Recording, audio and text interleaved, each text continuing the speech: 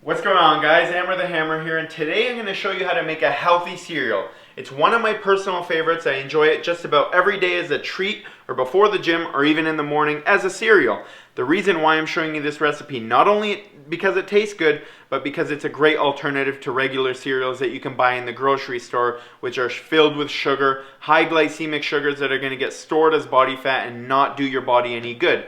So this cereal is actually a good source of carbs, protein, and healthy fats. That's not an oxymoron. Healthy fats, there is a such thing. There's dietary fats and there's body fats. So you have to distinguish the difference between the two and know when to have the dietary fats, when they're good for you, and why they're good for you. So make sure you don't cut yourself short and make sure you do incorporate dietary fats. Now I'm going to show you the ingredients. It's very simple to make. It's going to take you a couple of minutes to make it, and it's, like I said, it's one of my personal favorites. The first ingredient we have are oats, gluten-free oats. Gluten-free because we want to minimize as much gluten in our diet as possible, which is going to help us burn more body fat. Oatmeal is actually a great source of complex carbohydrates, so it takes a longer period of time to break down and digest throughout your body, so it's not constantly giving you insulin spikes throughout the day where you're going to store more body fat that way, and you're not going to have a good source of energy throughout the day where it's always sustained. So we want to have a sustained release of energy, that way we're not going up and down and feeling tired and lazy throughout the day, and this is a main reason why people feel that way. The next ingredient I'm going to show you is one of my personal favorites. I actually put it on pretty much everything in my diet, whether it's a salad or anything you can think of. I put it on all my foods. It's actually cinnamon. What is cinnamon good for? It's a natural thermogenic, so you're going to burn more body fat. A lot of condiments and spices are like this. So you have your Cajun spice, your paprika, those are going to burn more body fat naturally, so you don't have to take any fat burners, but it's also a blood sugar regulator. The next ingredient, your sunflower seeds. So sunflower seeds are a good source of protein and a good source of healthy fats, but also a good source of fiber, which is going to help you digest the food, get the food out of your body so it's not just sitting in your gut. So we're going to use sunflower seeds, and it tastes great. So that's another thing. I'm not just putting ingredients in because they're healthy, I'm putting them in because the combination of them tastes great, and it's going to make for a great snack, and you're never going to go back to your cornflakes again. I didn't want to say any names, but I did.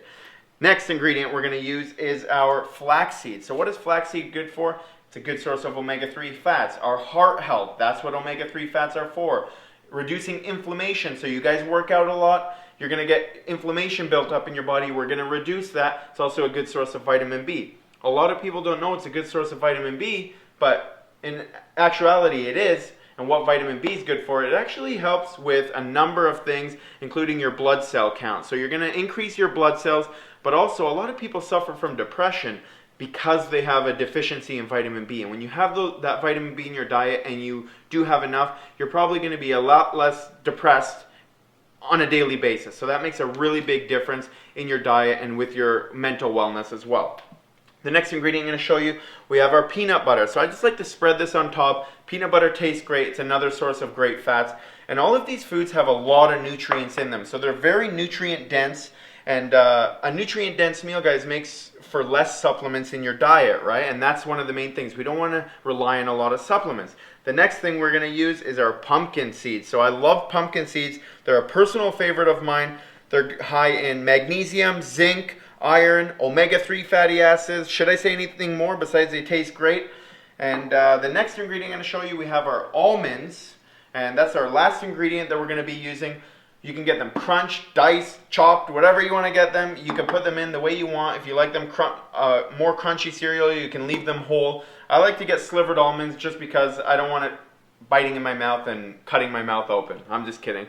But in actuality, almonds are great for your heart health as well. So these are all great ingredients that go hand in hand in developing a healthy body, a positive state, but a great tasting cereal that's going to allow you to burn fat and ensure that you burn fat. So it's very simple to make. I'm going to get the pan and we're going to get started. Okay, so we just need a pan to bake it in. So I already have the oven preheating at 375 degrees Fahrenheit, a spoon to mix all the ingredients, a bowl to mix everything in, and most importantly, measuring cups. So we want to know how much of everything is going into our food, right? We know what's going in it. We know all of the ingredients, but we want to know how much. That way we can control certain ingredients or limit certain ingredients, and that way we can limit our calories as well. So let's get started. The first thing that we're going to do is we're going to put 2 cups of oats in this. So 2 cups of oats to start off with, right? And that's the first ingredient you always put in. 2 cups of oats. So these are large flake oats that I like to use. Just give it a bit more texture, especially if you're trying to make a cereal, right? So one thing that's really important is that you have the texture. And I like to have crunchy food, or sometimes if you enjoy certain crunchy foods, when you make your foods that way, you enjoy the food a lot more because of the texture. So with large flake oats will make a really big difference. We're going to go with our pumpkin seeds. We're going to do just a 1/4 cup of the pumpkin seeds. Okay. So the almonds, we're going to do a 1/4 cup of the almonds.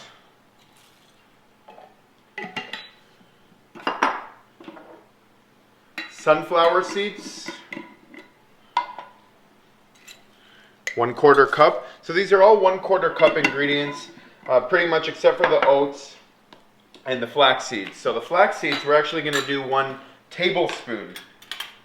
So 1 tablespoon of flax seed, and that's plenty enough in our food there. Okay, the next ingredient we're going to use is 1 tablespoon of peanut butter. My favorite. I always get it in crunchy. It's another one of those things that it's the texture, right? So the texture makes an enormous difference in how the food tastes, right? Why do we enjoy eating the cereal? A lot of people like the crunchy cereal, right? When it crunches in your mouth. So try to make it as similar to the foods that you enjoy eating, but they're really healthy, right? So the next ingredient, my personal favorite, is, as far as a spice, is our cinnamon. Now cinnamon, we're not going to measure it out, right? So you're going to put as much or as little as you want to put. I like to really put a lot of cinnamon in there just because it has such great properties and it's so good for you. Okay, and the final ingredient that we're going to be using is our nectar. So our natural sweetener, just putting that in. And keep in mind, so this is going to make I put about 4 tablespoons in there. I didn't measure it as far as the nectar, but keep in mind, this is going to make about 4 or 5 bowls of cereal, depending on how much you consume. For the average person, average male, average female, I'd say this will make anywhere between actually 3 to 5 if you're a female that weighs a bit less. So it can even go up to 3 to 6, right? So it just depends on your size, on how much calories you're consuming, but you know what? This makes plenty. What we're going to do, we're just going to mix all the ingredients together. Okay, what we want to do, we want to get it nice and wet, nice and bonded together, right? So we don't want it dry. If it's dry, it's not going to cook properly when we bake it all together, okay? So we just mix it. It takes a couple minutes to mix all that together.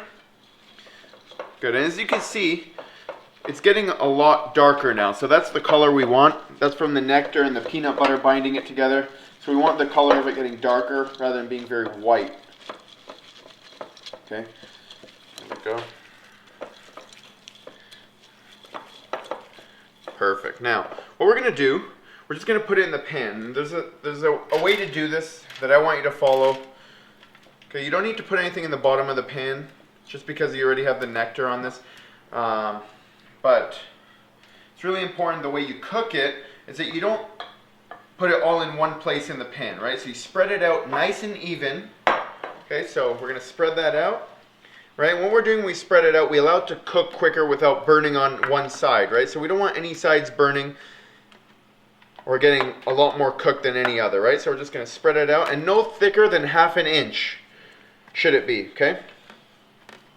Perfect, there we go, we're all ready. Now the next step is that we're going to put it in the oven. It's already been preheating, it's already ready to go, 375 degrees Fahrenheit.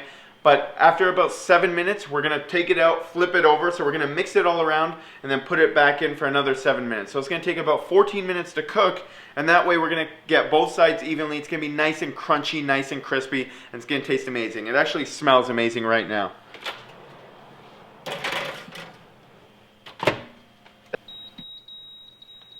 Alright guys, so it's been in there for about 15 minutes now. I flipped it over about 7 minutes ago, and as you can see, the color looks amazing. But even more than the color, it's the texture of the food. It's nice and hard, nice and crispy, and it's the smell. It smells amazing. So what I'm going to do is going to let that cool down for a bit, and what I'm going to do after that is I'm going to put the milk in it And instead of using regular milk, I'm actually using almond milk. So what almond milk is good for? It's the same thing as almonds. You have your healthy fats in it. It's a good source of protein, but it doesn't have the bad fats that milk has. So milk is very high in calories, but you can actually make the almond milk at home on your own by soaking almonds. You just soak them in water, and you soak them overnight, and then you have almond milk the next day. So you can actually make your own almond milk. It's a lot healthier, a lot less in calories, and in this one, we have per cup, there's only 40 calories, so that's pretty good in comparison to regular milk. So we're going to put this in the bowl.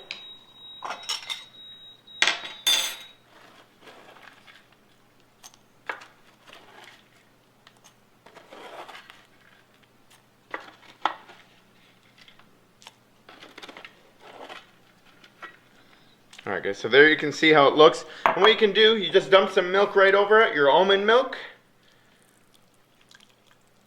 And that doesn't look like cereal, I don't know what does.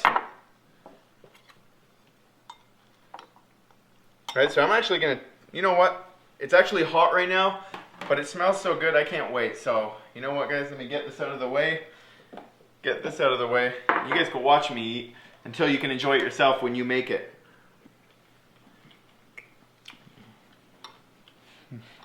It's really good, guys. Honestly, it's really good. Now go away. I got to do some emails, catch up on emails, and eat my breakfast.